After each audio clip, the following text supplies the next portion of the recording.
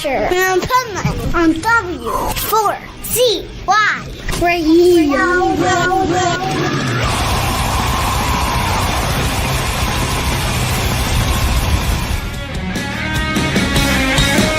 Desperation hits the burning streets. Only the lucky survive. A battle rages as the ramparts fall. The devil breaches the wall. So if you wanna hold me and love me, then ride the coming storm. Well, I'll be right beside you, guide you. When the darkness comes, baby, when the world stops and the bombs drop, it'll be alright. This is the Pipe Man here on the Adventures of Pipe Man W4CY Radio, and I'm very excited about our next guest who has some killer new music, and they've always had killer music, so it's amazing they're still around, but that's because they're great musicians. So let's welcome to the show Derek from Babylon A.D. How are you? Yeah, great, man. Great to be here.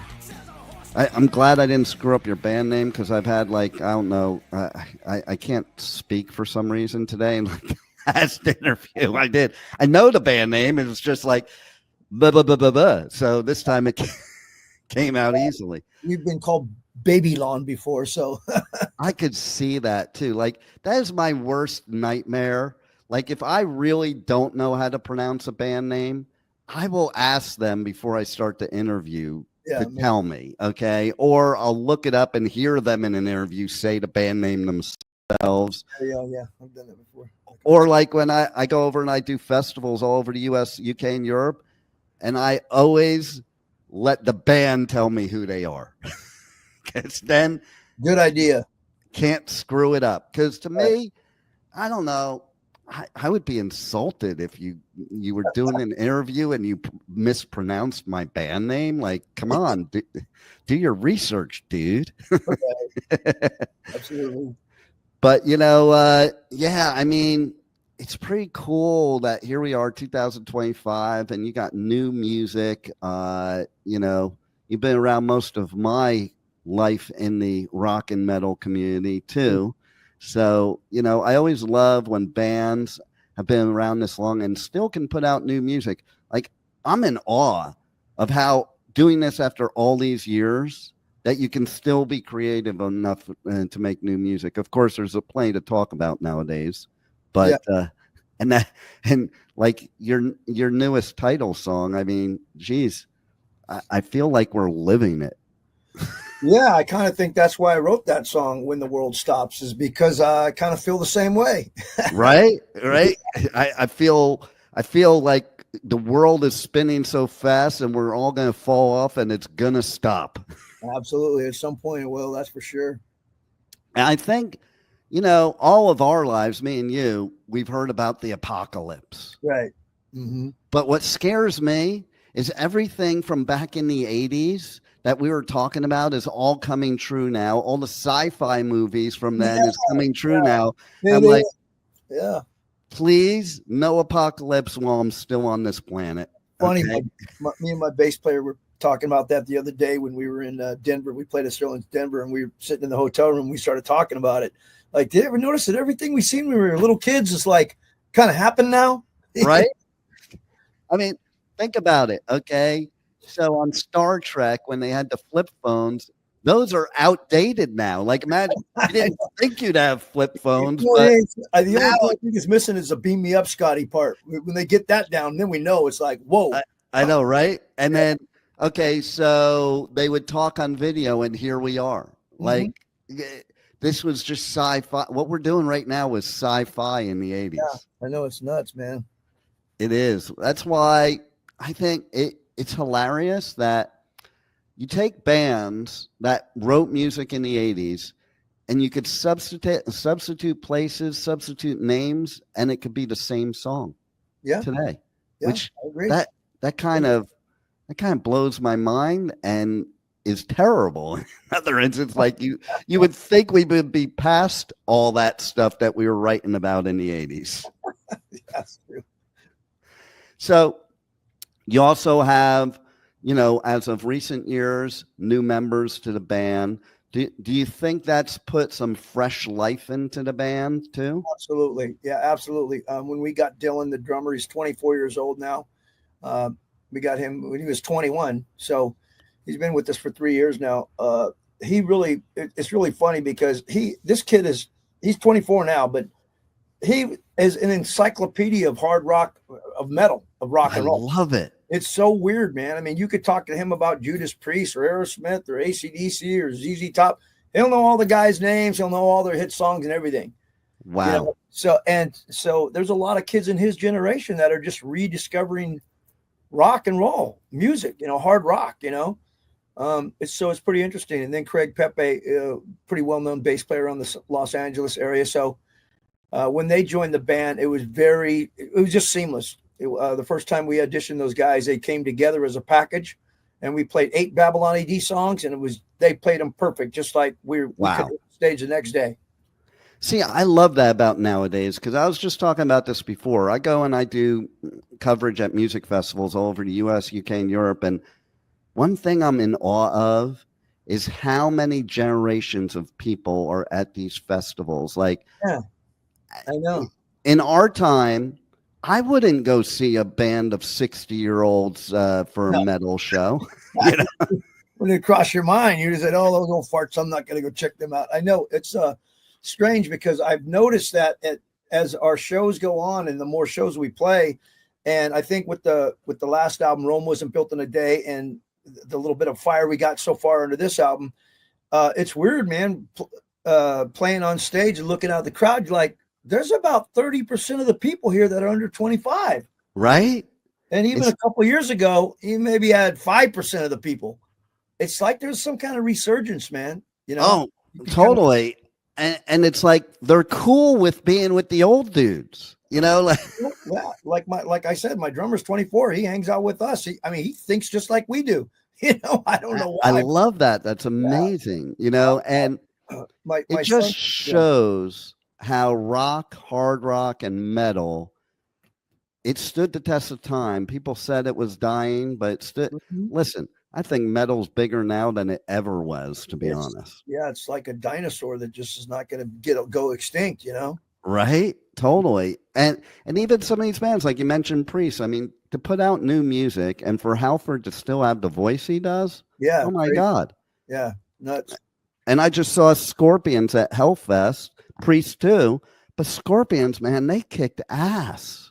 Yeah. Like they were unbelievable, and that's the cool. And look at Ozzy. Okay. Like that final show, I think he sounded the best he's sounded in years. Yeah, that was pretty awesome, man. That was a great tribute, and that was pretty amazing,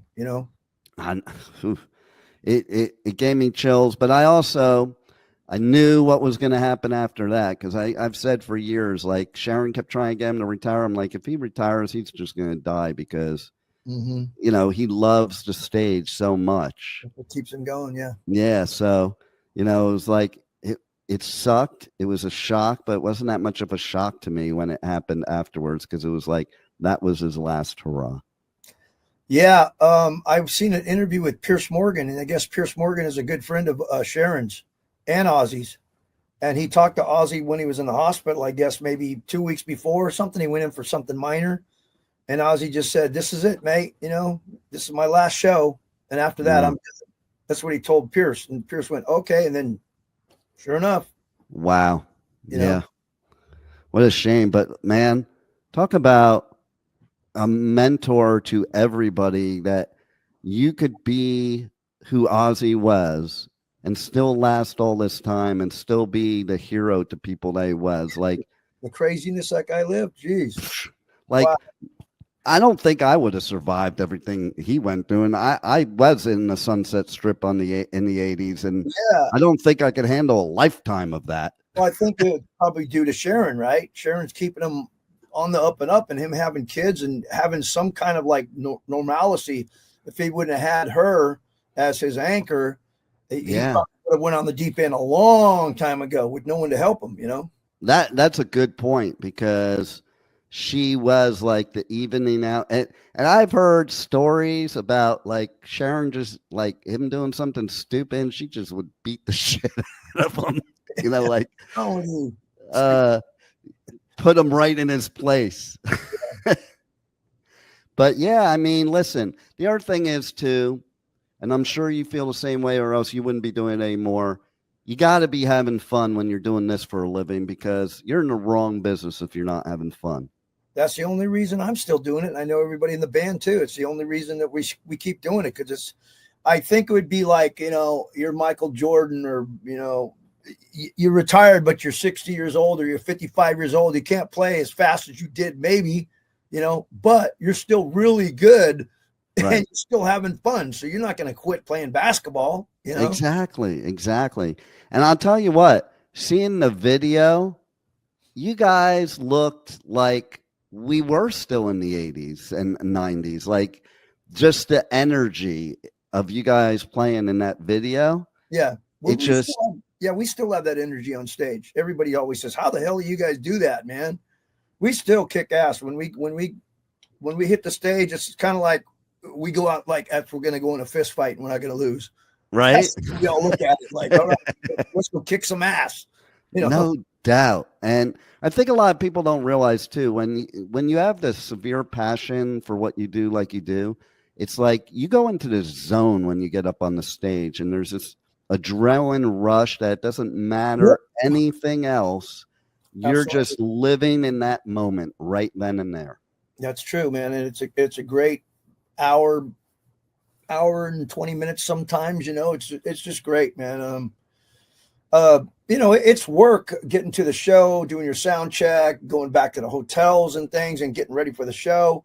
But when you hit that stage, man, the rush and the adrenaline that you feel, and especially when you see people singing the lyrics that you might have wrote 3 years ago in your bedroom or something, and they're singing right back to you and it means something to you. And you get off stage and then you start talking to your fans and they're like, man, this song Desperate saved my life when I was 20 because of this. And you're like, wow, the stories that you hear are like, what a feeling, right? Like, yeah.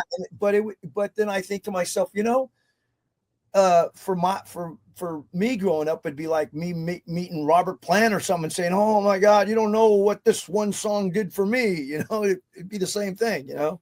Exactly. You know, and it's like, and those first shows you went to, like, you know, I went to concerts, but my first club show ever, I was just talking about this earlier, was at the Roxy, Motley Crue, before they had an album. Mm-hmm. And I remember, okay, so they were trying to light the whole Roxy on fire to bring Satan in.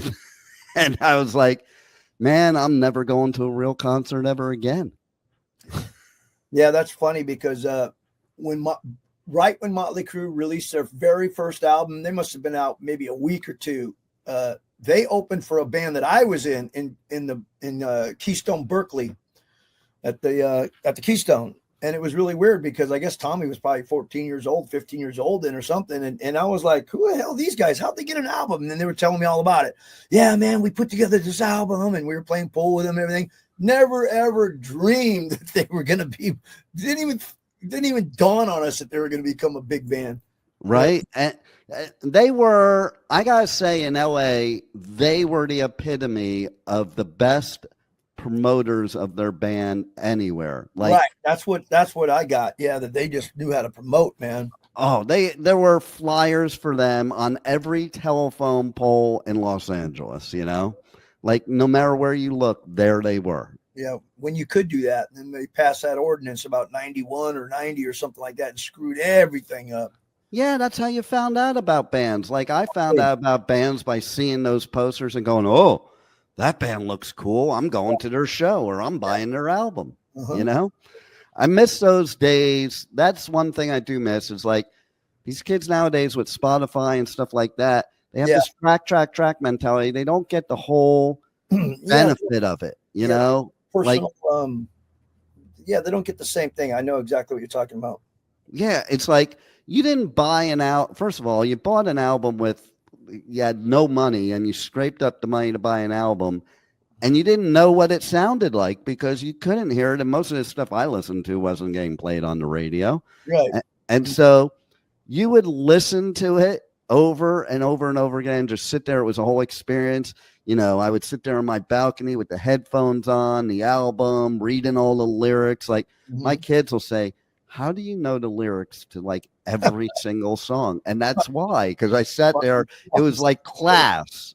I was studying, And then you just look at the album. You're looking at Rainbow, and all you're doing is looking at it. Every time you put it on, you just keep looking at the damn thing. Wonder what these guys really look like, Right. TV back then. So you're like, what the hell? And you look at a Led Zeppelin album, and it's like, there's no pictures of these guys. What the hell they look like, Or how about like the Beatles with that brilliant marketing of Paul McCartney being dead, and you had to find all the clues on all the albums. Crazy. I know that those guys their management was marketing geniuses. Oh, 100%. And I think that's something we need to bring back. Bands like that, bands like Zeppelin, bands like the Beatles. I mean, look at Ozzy. It's funny. We're talking about Ozzy. Who would ever think that there would be no Ozzy if there were no Beatles? Like he said it over and over and over again. Now, the Beatles are the reason he does what he does. And you wouldn't even think of that or associate that either, but I mean, think of Helter Skelter. It's like one of the first heavy metal songs besides Sabbath and other stuff, but it's like one of the first heavy metal songs I think of, I think, you're exactly right. Between Led Zeppelin and Black Sabbath, it's like, man, they just had that heavy song. I mean, we used to call it heavy metal. People don't really call it heavy metal anymore, but no, I still think it is heavy metal. It totally is. Now, this will be funny for you, but first of all, if you Google Led Zeppelin, it shows their genre as heavy metal. But here's something wild. I had one of my interviews go viral because it was Carmine Appice, and this wasn't that long ago. Okay. And he said he didn't think Black Sabbath was heavy metal. That Metallica was the first heavy metal band. That's what he said. And all the uproar for saying that, It's kind of strange that he would say that, because even before Metallica, the word heavy metal was already out there in the 70s, before Metallica became popular. Way before. I was at Metallica's first show ever. And before that, I was listening to Maiden and Priest and Black Sabbath in 7th grade. I remember I had this new friend, and I went to his house, and he pulls out this album. It was black with red writing and white lightning bolts for the S's. We sold our souls for rock and roll. And that was, that was really for me. I was like, man, I'm sold. I'm a metalhead forever now. And here I am. And here you are. And you guys are going on tour, and you're going to Europe. So one thing I've noticed is, like, I've said this a couple times today, the bands that I thought during the 90s and 2000s, I'm like, oh, I wish that band was still around. I found out when I went to Europe that they were still around. They were just touring in Europe all this time, because those people love this music still. They don't need the newest stuff. They just love it all.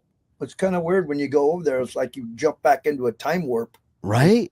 But it's cool. It's a cool time warp. It's totally cool. Like I was saying before, I have gone on several road trips, and you turn on the radio, and it's like you're turning on the radio in the 80s, because that's what you hear on there. And, we were talking about, like, I was just at Bloodstock in the UK, and 10:30 in the morning, there were bands playing that.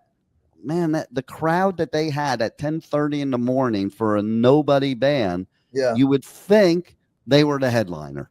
Yeah, absolutely. I know, it's crazy. That's what's good about it, though. I mean, that still gives us places to play and a little bit of hope. I just wish America was more like that. They're just scattered clubs around, and no matter what, there's just not that. I mean, everybody over there has got a jacket like this or something with all their bands on it. I mean, it's like you're in a gang. Well, this is my gang. This is my gang. This is my my band, and this is my gang for my band. You know what I mean? And they talk about it, and it's crazy. What's funny about that is I started recently. I had my battle vest from the 80s sitting in my closet for many years. My grandson was wearing it for a while, and I decided to bring it on interviews when I go to festivals, and it's not like the battle vests today where you can buy them pre-made. Yeah, right. Mine has some blood and sweat in it. Literally, it has blood on it from stage dives and and real knocking out patterns and stuff. Right? yeah, and Yeah. drawings. I drew on it. Like Oh, wow. I was interviewing at Hellfest. I was interviewing Gene Hoglan, and I pulled out my battle vest and I showed him. I have Dark Angel. Like the logo's perfectly drawn on my battle vest. And he's like, holy crap, you know? And it's like just so much history there. Yeah. Like that's what it is. It's history. I can't even wear the thing anymore because, you know, I'm not big now, but I was certainly really small as a teenager, you know? I've got all my old stage clothes too, man. I could never squeeze into them, even though I'm still, you know, I'm not a heavyweight or anything like that or overweight. It's just that I'm like, man, I was like 135 pounds. How the hell did I, you know? Right, exactly. But it's like you put your heart and soul into these battle vests, and instead of just buying it, it was like, and you said the gang thing, so it's funny. So they didn't even have a Slayer patch when I started this vest. So I got felt writing letters, and it spells at the top Slayer. And it's funny, I used to walk around LA and people thought I was a gangbanger, and that was my gang name. You had a new Hell's Angel club. I know, right? Oh man, it's so funny. And then Winston from Parkway Drive, I have the Jump in the Fire Metallica back patch on it. He's like, holy shit, like where'd that logo come from? I've never seen that Metallica logo, you know? And so, but it is still cool to see kids nowadays still doing that, still keeping metal and rock and hard rock alive and bigger than ever, I think, you know, like when would you have, there was only one time when I was a teenager that I went to a show that had as many people as you see festivals now, and that was the 1983 US Festival.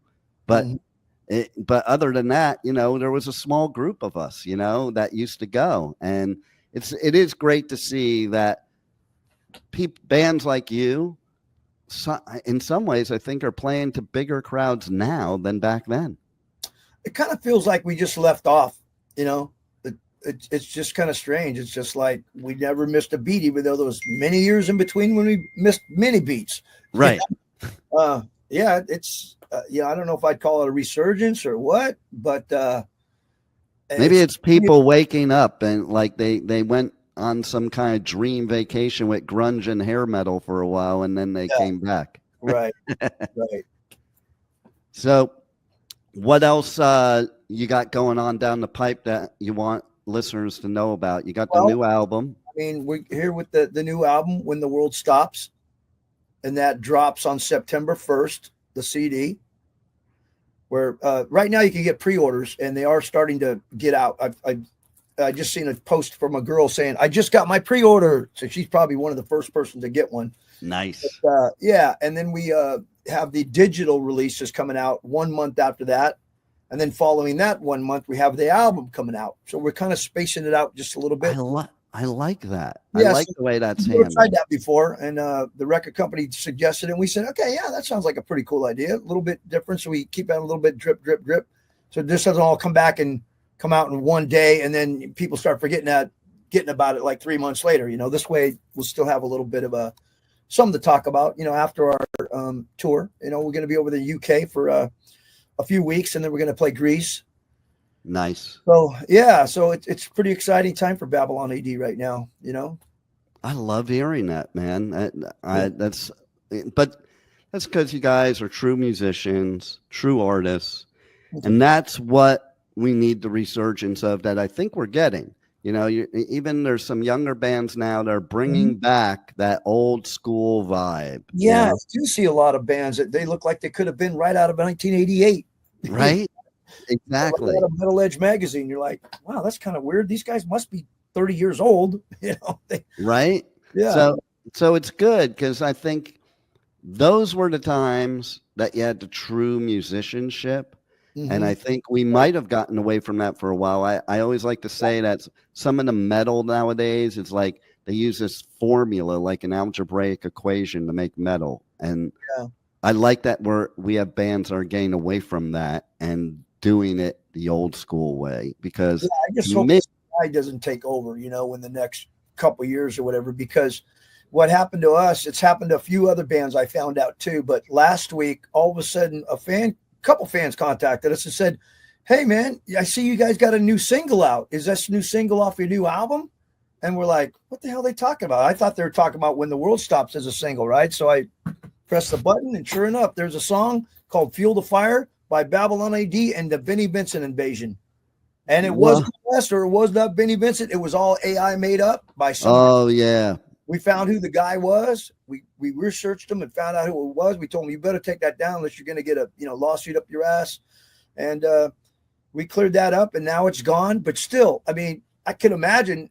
And from what I gather, this same guy has done it to, I think it was Slaughter, 3 or 4 other bands, and a bunch of country artists. So this guy's just making AI songs, putting them out there, and if nobody catches them, he collects the money. Yeah, and you know what? It's bullshit, because bullshit. Anybody, it's like that meme they have. I don't know if you've ever seen it, of the rock star in the 80s and the rock star now. And it's got a picture above of this dude lying on the ground with his guitar in one hand and Jack Daniels in the other. And then the one below, the one now, he's sitting in a chair at his computer with the guitar on his lap while he's typing on the computer. Yeah, making this song up. I want the guy that's, I want the singer to sound like this. I want that. Recently, I was approached by a company to use my voice in AI. Wow. To be the singer, I guess, for all this AI project shit. And I said, "No way, man." Yeah, screw that crap. I'd have to be broke to even think that way, Yeah, it's terrible, because, you can't even tell the difference sometimes, Yeah, I can. I mean, I heard it right off the bat, Yeah, you can, of course. You could, but that average listener out there, the average listener can't. No, and listen, it's a lot of work to be an artist. I think people don't realize how much work it is. They just look at, oh, you're living the dream life, blah, blah, blah, but they don't see everything that goes into it. And it shouldn't be as easy as pushing a button, I don't think. I mean, I'm in the recording studio right now. This is where I live, basically, and here creating ideas. I don't get on my Macintosh and just an hour later have a song and I tell all my friends, "Look at this song I wrote," when I really didn't do nothing but just tell the AI to create a song, Totally. It's just cheating, man. One of my friends did a couple songs like that, and he was like, "What do you think, man?" I reamed his ass. I was like, "Good for you." He's a songwriter too, and I was like, "You're really gonna? How could you do that as a songwriter?" I said, "What are you saying? Like, grandma's 82 years old, she could just write her new hit song now and put a meme on there that looked like she's 14 years old?" Wow. Come on, man. Where's your integrity? No doubt, especially if you're an artist, you should totally have integrity. Like, to me, the only people that would be doing that is people that don't know how to play an instrument and don't know how to write songs, and not people that like that's their passion.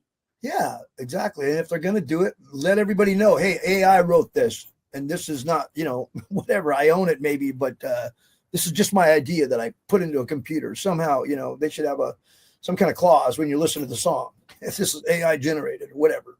Well, we did say in the 80s that the machines were going to take over, and that's what's scary right now. They have. I mean, if this AI thing keeps going like it is, probably within 5 years, nobody's even going to, people not even going to care, because they just grew up like that, and just information just kept coming like that, where they won't care, just as long as they like the song. Which is a shame, because art saves lives. I believe it. Yep, the correct lyrics and the correct melody saves a lot of people's lives. And especially the musicians. Like, people talk about how they relate to your songs, but I think a lot of musicians, artists, songwriters, man, it saves their life first. And that's why it saves our life. Absolutely, man. Yeah. Well, I'm glad that you're here doing real music. What a concept. And, and being a real musician, because to me, real musicians, they figure things out and make mistakes along the way and experiment. And Yep. I remember I was playing guitar when I was a teenager, and my dad's like, "You suck. You should give that up." And really, what I was doing is I was just experimenting. I wanted to see what sounds I could make out of the guitar. I didn't give a shit about the scales. I wanted to hear what I could make that guitar do. Yeah. So that's cool. And everybody should check out the new album. Get it. Pre-order it now. If you don't, get it on the 1st. And check out your tour dates and everything else. And man, I'll tell you what, I like the new music, and I know they will too. So thank you for still being a great musician and a true artist. Appreciate it, man. And thanks for being on the Adventures of Pipe Man. Yeah. Thanks for having me, man. Thank you. Thank you for listening to the Adventures of Pipe Man on W4CY Radio.